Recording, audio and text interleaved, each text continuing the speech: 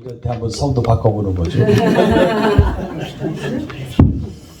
미국의 기독교의 지성인이며 철학자요 전도자였던 프란시스 쇠퍼 박사는 말년에 암과 혹독하게 싸우며 투병 생활을 하고 있을 때 자신의 인생이 얼마나 남지 않은 것을 알면서도 그는 아픈 몸을 이끌고 살아가는 젊은이들을 위해서 이렇게 마지막 유언과 같은 최후의 메시지를 전하기 위해서 대학 캠퍼스에 가서 피를 토하듯 외쳤습니다.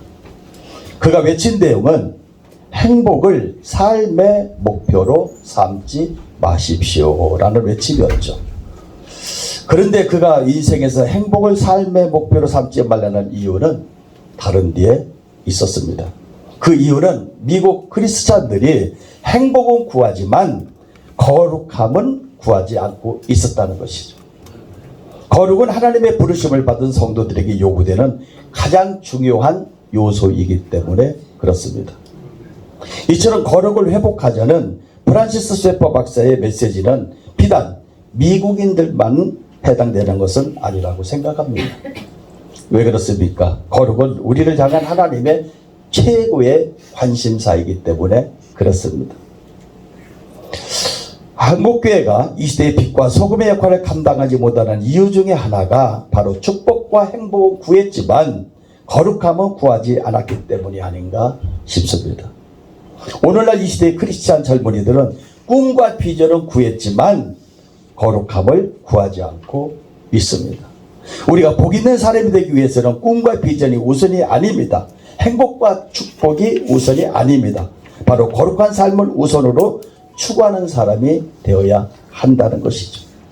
그래서 히브리서 3장 1절 말씀에 보면 하나님께서는 함께 부르심을 받은 하늘의 거룩한 성도들이라고 말씀하고 있습니다. 저와 여러분들은 하나님께서는 하늘에서 부름을 받은 거룩한 형제들이라는 것이죠.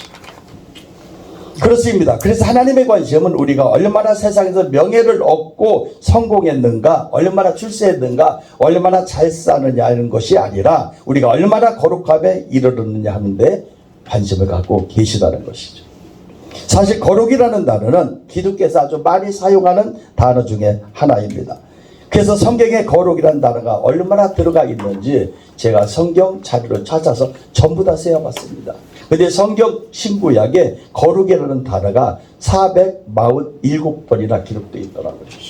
우리 신앙에서 믿음이라는 단어가 얼마나 소중합니까? 믿음이 없이는 하나님 기쁘시게 하지 못한다고 말씀하실 정도로 우리 하나님의 부르심을 받은 거룩한 형제들에게는 믿음이라는 단어가 최우선이라고 생각할 수 있는데 믿음이라는 단어도 성경에서 찾아보면은 225번 정도밖에 기록되어 있지 않습니다.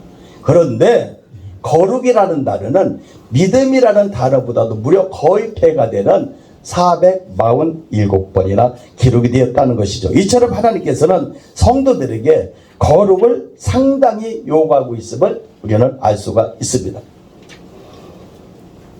거룩을 교회 용어 사전에서 설명하기를 거룩은 하나님의 속성 중에 가장 중심이 되는 요소요 성도에게 첫 번째로 요구되는 명령이다 라고 말씀하고 있습니다. 그렇습니다. 오늘 이 자리에 모인 우리 모두는 하나님의 부르심을 받은 하늘의 부르심을 받은 거룩한 사명자인들로 믿습니다. 아멘. 모두가 여기서 내 의지와 힘으로 나온 분은 아무도 없죠.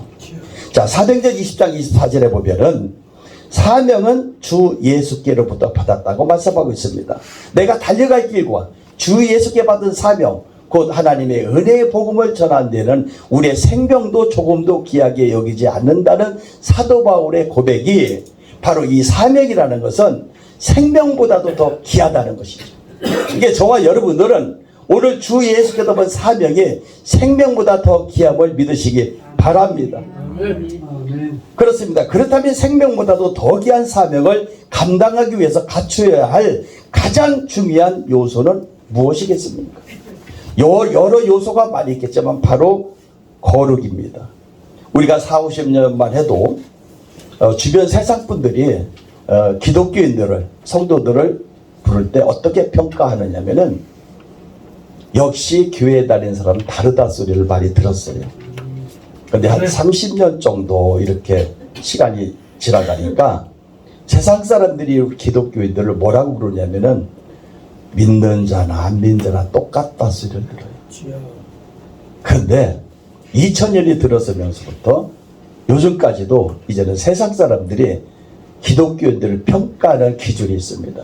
뭐라고 하냐면은 믿는 사람들이라고도 안 해요. 믿는 것들이 더한데. 믿는 것들이 더한데. 세상 사람보다도 가치 기준이 따라가지 못한다. 그렇습니다. 그렇다면 왜 시대가 갈수록 세상 사람들은 기독교를 비판하고 외면하고 있는 것일까요? 바로 거룩함의 맛을 점점 잃어가고 있다는 것이죠. 그러므로 이 자리에 모인 저와 여러분들이 거룩해야 될 이유가 바로 여기 있는 것입니다.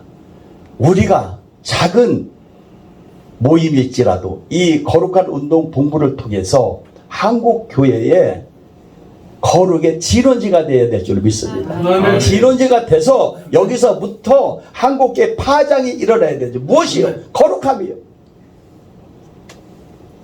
오늘 본문의 말씀에 보면 부활하신 주님과 베드로가 독대하는 장면이 나옵니다. 베드로, 그래요. 마태복음 26장 33절 35절에 보면은 베드로는 어부였지만 주님이 택함을 받고 정말 주님과 평생 같이 하겠다는 각오와 열정을 가지고 주님과 3년 반 동안 동행하면서 주님이 이루시는 많은 기적과 역사와 표적을 보시고 또 평생 같이 하기도 다짐을 했는데, 그 마태복음에 보면은 주님께서 이렇게 말씀하십니다. 너희가 오늘 밤 나를 다 버리리라고 말씀하십니다. 그 말씀을 들은 베드로는 자기 상식과 믿음으로 이해가 안 되는 주님의 말씀을 하시는 거예요. 그래서 베드로가 크게 외칩니다. 주님, 다 버릴지언정 나는 주를 버리지 않겠나이다. 그런데 주님이 그래 베드로야 고맙다, 격려해 주지는 못할 망정 내가 오늘 밤 나를 3번 부인하리라고 말씀하셔요. 베드로는 주님을 버릴 생각은 없었어요. 그런데 주님의 그 말씀을 하니까 베드로가 이렇게 바로 항변합니다. 주님, 내가 죽을지언정 내가 주님을 버리지 않겠나이다. 그러니까 거기서 모든 제자들이 똑같이 베드로와 같이 주님과 함께 하겠다고 고백하죠. 그러나 주님이 십자가에 질 때 그 어느 누구도 주님이 그 골고다 언덕까지 올라가는 무거운 형태의 십자가에 질 때 제자 한 사람도 주님의 십자가 대신 지겠다고 나온 사람이 없었습니다. 그래서 마가복음 15장에 보면은 바로 그 애굽에서 올라왔던 그 리비아 트리폴에서 올라왔던 그 구레네 사람 시몬이 예수님이 도저히 질 수 없는 십자가 형태를 보고 군병회에서 대신 십자가를 지는 사건도 있었었죠. 제자들이 그곳에 없었을까요? 다 있었습니다. 바로 우리가 하나님 앞에 바로 서지 못하는 것은 하나님의 말씀이 내 안에서 역사가 일어나지 않았기 때문이죠.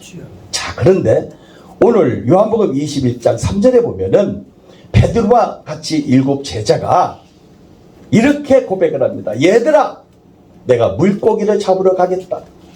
베드로가 물고기를 잡으러 가겠다는 것은 3년 반 동안 예수님께 그렇게 훈련시키고 보여주고 진리의 말씀을 선포했음에도 그 말씀이 내 마음속에 역동하지 못하고 세상 곳으로 들어가겠다는 거예요. 자기의 사명을 발견하지 못한 것이죠. 그러니까 제자들도 나도 그렇게 하겠다고 했을 때 주님이 그 밤에 그물을 내리는 제자들 앞에 나타나셨습니다. 얘들아, 그물이 잡히느냐? 고기가 잡히느냐? 없나이다. 오른편에 던져보라고 하면서 백신 3마리의 고기를 잡게 하시고, 그리고 마지막 요한복음 21장에 베드로와 예수님이 독대하는 장면이 오늘 본문 15절에서 17절 말씀입니다. 자, 그런데 여기서 굉장히 중요한 말씀이 있습니다. 분명히 성경에서도 베드로, 시몬 베드로라고 그렇게 외치면서 주님이 베드로와 독대하면서 베드로에게 뭐라고 불러내는 얘기예요. 이 베드로라는 이름은 가족이 개명해 준 것도 아니고 내가 베드로라고 바꾸려고 이름 지었던 거 아니에요. 예수님께서 바꾸어 주셨어요. 너는 베드로라. 그런데 오늘 마지막 베드로가 부활하신 주님과 대면했을 때 베드로에게 이렇게 이야기합니다. 시몬 베드로야 내가 나를 사랑하느냐 라고 했으면 섭섭하지 않았을 텐데 요한의 아들 시몬이라고 불렀어요. 대단한 의미가 있죠. 왜 예수님은 베드로가 그렇게 충성스럽게 헌신했던 사도 중에 종의 종이고 제자 중에 제자였음에도 불구하고 왜 베드로라고 부르지 않았을까? 요한이도 시몬아 내가 사랑하느냐? 내가 주를 사랑하나이다. 내가 주님을 사랑하는 것 주님이 아시나이다. 이랬으면 되는데 똑같이 물었다. 요한에도 시몬아 내가 사랑하니 근심이 된 거예요. 세 번을 거품 물었습니다. 자 그럼 예수님께서 왜 베드로로 이름 지어진 예수님께서 베드로 부르지 않고 요한의 아들 시몬이라고 불러줬을까요? 베드로는 많이 변했다고 생각했지만 주님이 볼 때는 변하지 않았다는 거예요. 주님과 같이 동행했음에도 불구하고 주님이 볼 때는 하나도 변하지 않은 세상 요한의 시몬이었다는 것이죠. 이게 내가 나를 사랑하느냐 내가 주님이 아시다 이것이 본질이 아니고 주님이 나에게 지금 어떻게 나를 불러주고 평가하느냐가 굉장히 중요하죠. 내가 기도도 많이 하고 찬양도 많이 하고 말씀도 하고 봉사헌신을 많이 했을 때 주님이 나에게 베드로를 불러주지 아니하고 요한의 아들 시몬이라고 생각했던 우리는 심각하게 받아들여야 된다는 것이죠. 그렇습니다. 베드로가 변하지 못했다는 것은 거룩함이 없었습니다. 이 베드로가 마지막 21장에서 예수님과 독대하면서 그 주님의 충격적인 말씀을 듣고 베드로는 깨지죠. 그리고 사도행전에 넘어갑니다. 모든 제자들과 같이 그 세상의 군중의 우여곡을 해서 감람산에 가서 숨어서 기도했지만 주님이 석찬하면서 말씀하십니다. 너희들이 예루살렘을 떠나지 말고 아버지께서 주시는 선물을 기다리라고 말씀하십니다. 그래서 그들 다 내려왔습니다. 그리고 마가다락방에 가서 외칩니다. 전혀 기도에 힘썼다고 했습니다. 기도에 힘쓰니까 성령의 불같은 역사가 일어날 줄 믿습니다. 오늘 밤 이곳에서 성령의 불같은 역사가 일어날 줄로 믿습니다. 성령의 불이 일어나니까 베드로가 변했어요. 거룩해졌어요. 그러니까 광장에서 수많은 사람들에게 목숨 걸고 외칩니다. 그러니까 많은 사람들이 찔림을 받았고 이렇게 나와요. 말씀을 듣고 찔림을 받았다는 거야. 그리고 내가 어찌할꼬 이렇게 하고 회개 역사가 일어났죠. 무명했던 베드로 주님을 만나고 거룩함이 없어서 요한에는 시몬이라고 책망받았던 베드로가 주님의 그 한마디 말씀에 고꾸라져서 회개 역사가 일어나고 성령 받음으로 말미암아 하나님의 말씀을 전하니까 3,000명의 회개하는 역사가 일어난 줄 믿습니다. 그렇습니다. 내가 먼저 변화가 되어야 합니다. 내가 먼저 거룩해져야 합니다. 내가 거룩하지 않으면 우리 한국교회는 누가 거룩하겠습니까? 제가 한국교회에 많은 어르신들 많이 알고 존경합니다. 어쩌면 제 마음속에는 장유한 목사님이라는 분이 참 훌륭하신 한국교회에 정말 거성이 아닌가 생각합니다. 오직 기도와 말씀으로 평생 희생하면서 겸손하는 모습이 제 머릿속에 각인이 됐던 분이 장유한 목사님입니다. 그런데 이 시대에 거룩함이 떨어졌는데 모두가 다 거룩함을 잊어가고 있는데 거룩함은 나하고 상관없이 명예와 명성만 쫓아다니는 한국 많은 목회자들이 알지도 못했던 생각지도 못했던 거룩한 운동몸으로 세워주신 거 하나님의 뜻인 줄 믿습니다. 하나님이 쓰시겠다는 거예요. 다시 한번 한국교회를 일으켜 세우시겠다는 거예요. 그래서 우리 거룩한 운동본부를 통해서 정말 한국교회 다시 한번 회복하여 세상 사람들이 믿는 것들이 아니고 믿는 분들은 다시 다르다는 소리를 우리가 드려야 될 줄 믿습니다. 우리 거룩한 운동본부가 이번 워크숍을 통해서 거룩함이 다 회복되기를 주의 이름으로 축복합니다. 기도하겠습니다. 좋으신 하나님 고맙고 감사합니다. 모든 것이 하나님의 은혜입니다.